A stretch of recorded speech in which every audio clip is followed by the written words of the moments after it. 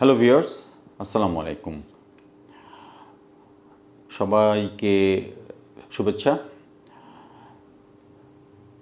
আপনারা অনেকেই আমাকে প্রশ্ন করেছেন, এসএমএস করেছেন, ফোন করেছেন যে আপনারা সবাই জানতে চেয়েছেন। আসলে এটা একটা স্বাভাবিক প্রশ্ন এবং এই প্রশ্নটা সবার মনেই উদয় হয়। সেটা হলো, কয়টা দেশ ঘুরলে আমরা ইউএসের ভিজিট ভিসা পেতে পারি।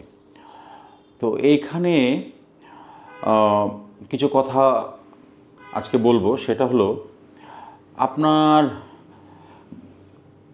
কোনো অ্যাম্বাসি, পৃথিবীতে কোনো অ্যাম্বাসি আপনার তাদের রুলস অ্যান্ড রেগুলেশনের মধ্যে লেখা নেই যে আপনাকে এই কয়টা দেশ ঘুরতে হবে, এই কয়টা দেশ ভিজিট করতে হবে, তাহলে আমরা ভিজিট ভিসা দিব। এরকম কোনো অ্যাম্বাসি আসলে তাদের ওয়েবসাইটে বা রুলস রেগুলেশনের মধ্যে এরকম কোনো ব্যাপার ইনক্লুড করে নাই। তো সেক্ষেত্রে অনেকের মনে প্রশ্ন উঠতে পারে, ইউএসএ ভিসা পাওয়ার জন্য আমাকে কেন অন্যান্য দেশ ঘুরতে হবে, এক্সেট্রা এক্সেট্রা। তো এখানে আপনাদেরকে মনে রাখতে হবে, ইউএসএ পৃথিবীর একটা one of the most powerful country এবং অনেকের ড্রিম কান্ট্রি। তো এইখানে যাওয়ার জন্য পৃথিবীর সব দেশের মানুষই কম বেশি কিছুটা এক্সাইটেড থাকে। সেক্ষেত্রে এদের প্রেশারও অনেক বেশি এবং ওখানে গিয়ে অনেক মানুষ ব্যাক করে না, অবৈধভাবে থেকে যাচ্ছে।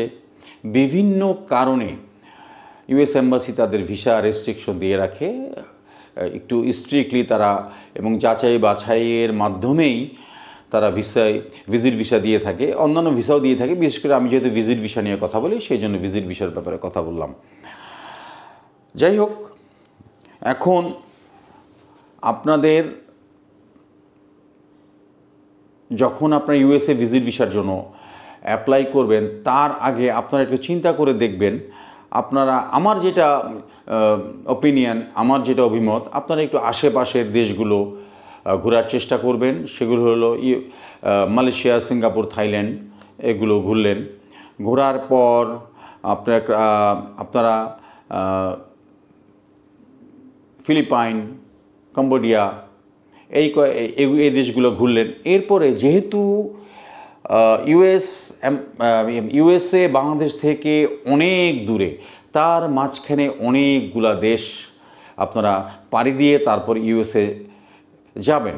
সেক্ষেত্রে আপনাদেরকে অবশ্যই সেই দেশগুলো একটু ভিজিট করা থাকলে সেক্ষেত্রে আপনাদের ইউএসএ ভিসা পেতে অনেক সহায়ক হবে এবং ইউএস এম্বাসি আপনাদেরকে ভিজিটর হিসাবে ট্রিট করবে।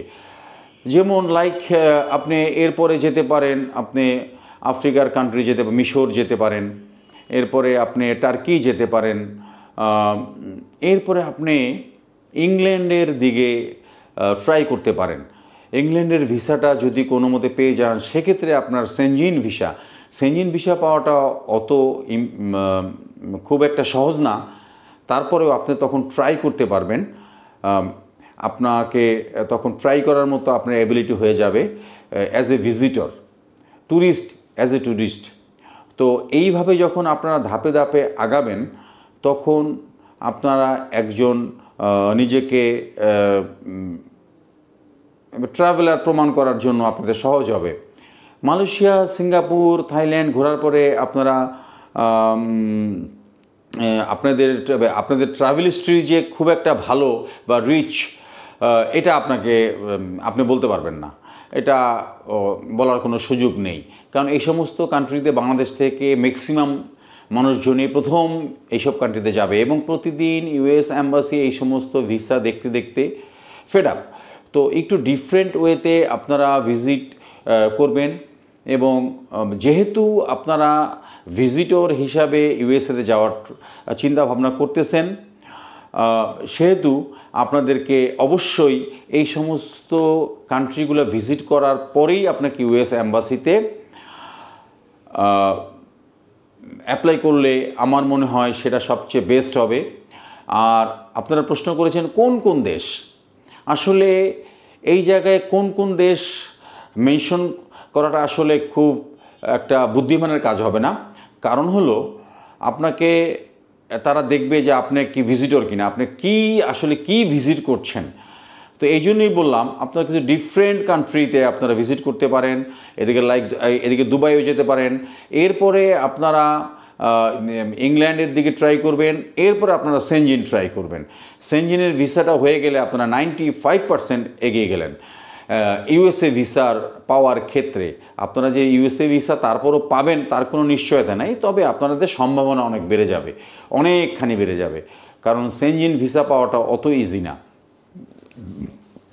সেক্ষেত্রে আপনারা এইভাবে ধাপে ধাপে আগাবেন, তাহলে আপনারা নিজেদেরকে একজন ভিজিটর প্রুফ করতে পারবেন।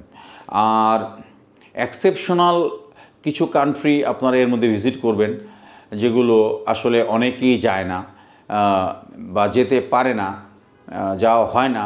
কমন কিছু কান্ট্রিতে সবাই যায়, আপনারা কিছু এক্সেপশনাল কান্ট্রিতে আপনারা ভিজিট করবেন। ভিজিট করার পরে আপনারা ইউএসএ ভিসার জন্য অ্যাপ্লাই করবেন। সেক্ষেত্রে আপনাদের ভিসা পাওয়ার সম্ভাবনাটা অনেক বেড়ে যাবে। সবাই ভালো থাকবেন। আসসালামু আলাইকুম।